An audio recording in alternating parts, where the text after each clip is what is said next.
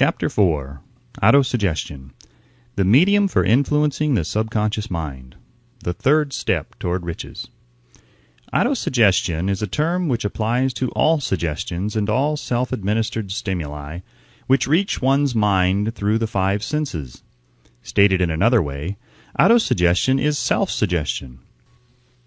It is the agency of communication between that part of the mind where conscious thought takes place and that which serves as the seat of action for the subconscious mind.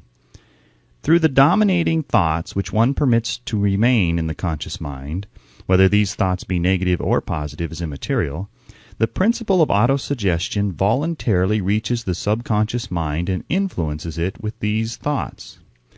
No thought, whether it be negative or positive, can enter the subconscious mind without the aid of the principle of autosuggestion, with the exception of thoughts picked up from the ether. Stated differently, all sense impressions which are perceived through the five senses are stopped by the conscious thinking mind and may be either passed on to the subconscious mind or rejected at will. The conscious faculty serves, therefore, as an outer guard to the approach of the subconscious. Nature has so built man that he has absolute control over the material which reaches his subconscious mind through his five senses, although this is not meant to be construed as a statement that man always exercises this control. In the great majority of instances, he does not exercise it, which explains why so many people go through life in poverty. Recall what has been said about the subconscious mind resembling a fertile garden spot in which weeds will grow in abundance if the seeds of more desirable crops are not sown therein.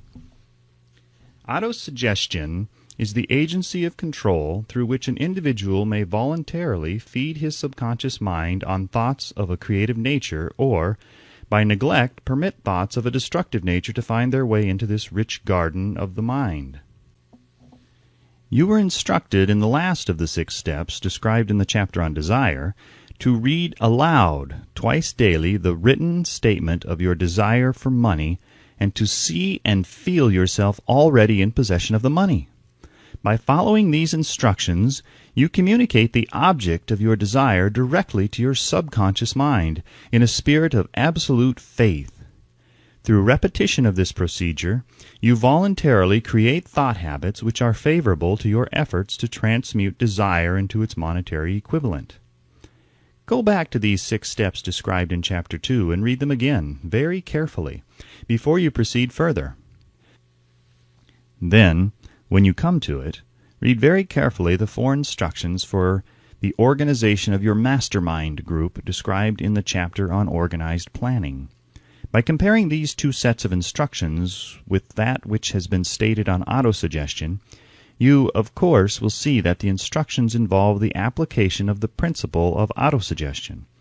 Remember, therefore, when reading aloud the statement of your desire, through which you are endeavoring to develop a money consciousness, that the mere reading of the words is of no consequence unless you mix emotion or feeling with your words. If you repeat 1,000,000 times the famous Emile Coué formula, day by day and every way I am getting better and better, without mixing emotion and faith with your words, you will experience no desirable results. Your subconscious mind recognizes and acts upon only thoughts which have been well mixed with emotion or feeling.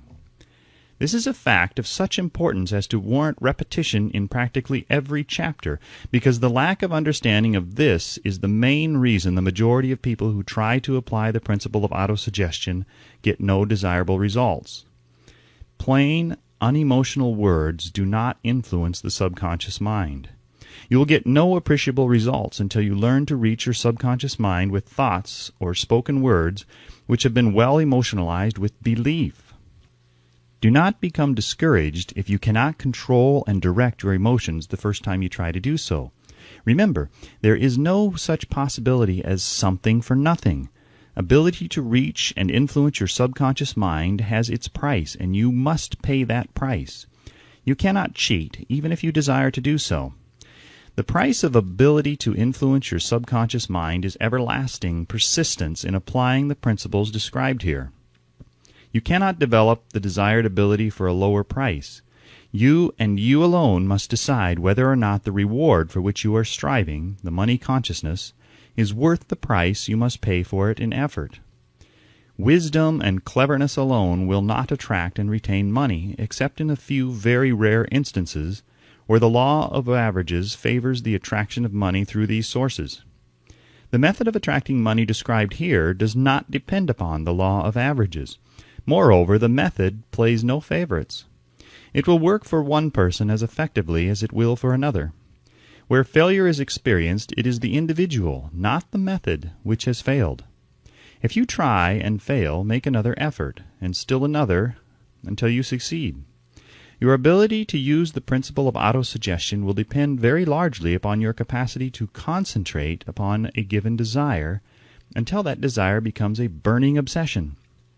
When you begin to carry out the instructions in connection with the 6 steps described in the 2nd chapter, it will be necessary for you to make use of the principle of concentration.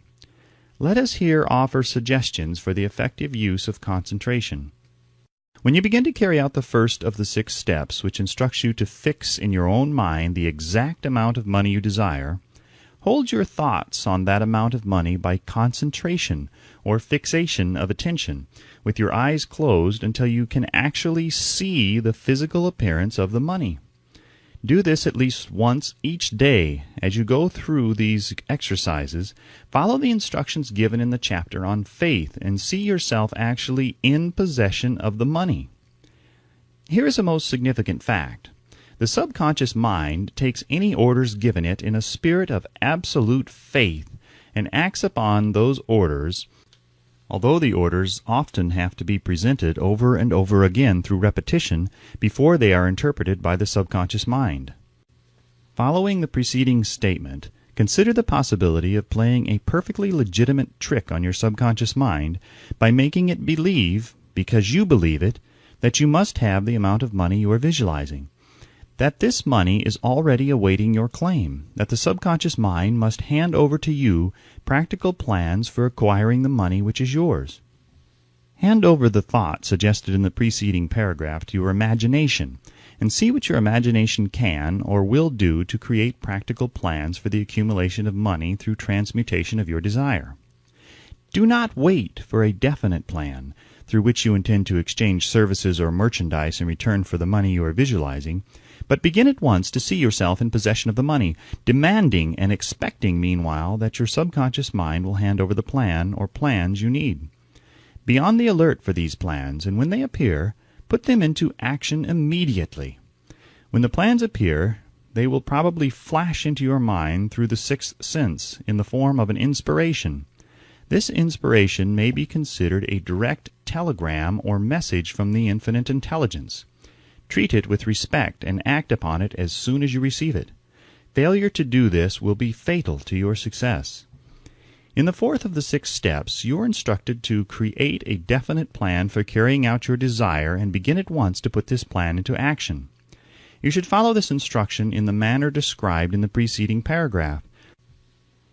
Do not trust to your reason when creating your plan for accumulating money through the transmutation of desire. Your reason is faulty. Moreover, your reasoning faculty may be lazy, and if you depend entirely upon it to serve you, it may disappoint you. When visualizing the money you intend to accumulate with closed eyes, see yourself rendering the service or delivering the merchandise you intend to give in return for this money. This is important. The fact that you are reading this book is an indication that you earnestly seek knowledge. It is also an indication that you are a student of this subject. If you are only a student, there is a chance that you may learn much that you did not know, but will learn only by assuming an attitude of humility. If you choose to follow some of the instructions but neglect or refuse to follow others, you will fail. To get satisfactory results, you must follow all instructions in a spirit of faith. The instructions given in connection with the 6 steps in the 2nd chapter will now be summarized and blended with the principles covered by this chapter as follows. First, go into some quiet spot, preferably in bed at night, where you will not be disturbed or interrupted. Close your eyes and repeat aloud, so you may hear your own words, the written statement of the amount of money you intend to accumulate, the time limit for its accumulation, and a description of the service or merchandise you intend to give in return for the money. As you carry out these instructions, see yourself already in possession of the money. For example, suppose that you intend to accumulate $50,000 by the 1st of January. 5 years hence, that you intend to give personal services in return for the money in the capacity of a salesman. Your written statement of your purpose should be similar to the following. By the 1st day of January 2000 blank, I will have in my possession $50,000 which will come to me in various amounts from time to time during the interim. In return for this money, I will give the most efficient service of which I am capable, rendering the fullest possible quantity and the best possible quality of service in the capacity of a salesman of, describe the service or merchandise you intend to sell. I believe that I will have this money in my possession. My faith is so strong that I can now see this money before my eyes. I can touch it with my hands. It is now awaiting transfer to me at the time and in the proportion that I deliver the service I intend to render in return for it. I am awaiting a plan by which to accumulate this money, and I will follow that plan when it is received. Second, repeat this program night and morning until you can see, in your imagination, the money that you intend to accumulate. Third, place a written copy of your statement where you can see it night and morning and read it just before retiring and upon arising until it has been memorized.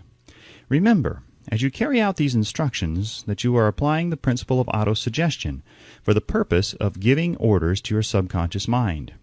Remember also that your subconscious mind will act only upon instructions which are emotionalized and handed over to it with feeling.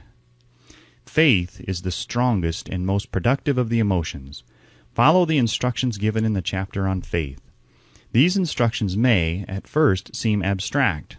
Do not let this disturb you. Follow the instructions, no matter how abstract or impractical they may at first appear to be. The time will soon come, if you do as you have been instructed, in spirit as well as in act, when a whole new universe of power will unfold to you. Skepticism in connection with all new ideas is characteristic of all human beings.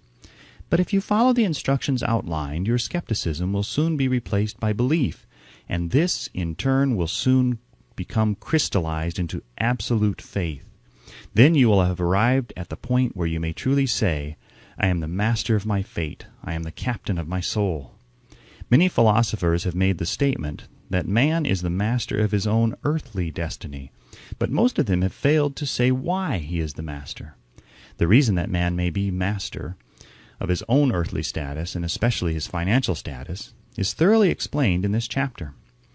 Man may become the master of himself and of his environment because he has the power to influence his own subconscious mind, and through it gain the cooperation of infinite intelligence. You are now reading the chapter which represents the keystone to the arc of this philosophy. The instructions contained in this chapter must be understood and applied with persistence if you succeed in transmuting desire into money. The actual performance of transmuting desire into money involves the use of autosuggestion as an agency by which one may reach and influence the subconscious mind. The other principles are simply tools with which to apply autosuggestion.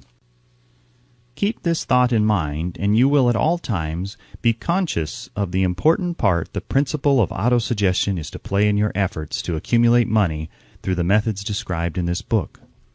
Carry out these instructions as though you were a small child. Inject into your efforts something of the faith of a child.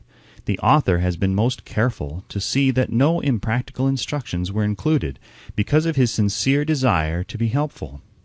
After you have read the entire book, come back to this chapter and follow in spirit and in action this instruction. Read the entire chapter aloud once every night until you become thoroughly convinced that the principle of autosuggestion is sound, that it will accomplish for you all that has been claimed for it. As you read, underscore with a pencil every sentence which impresses you favorably. Follow the foregoing instruction to the letter, and it will open the way for a complete understanding and mastery of the principles of success.